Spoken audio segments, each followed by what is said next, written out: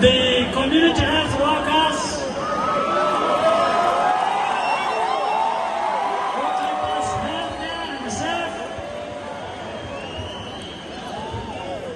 and Africa has organized around health, countries dedicated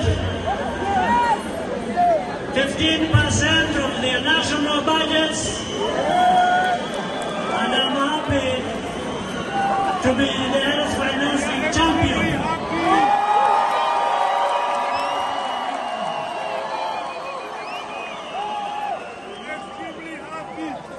There are many things we can address together.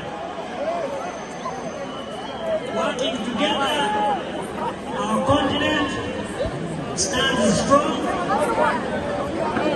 and can address most of our challenges.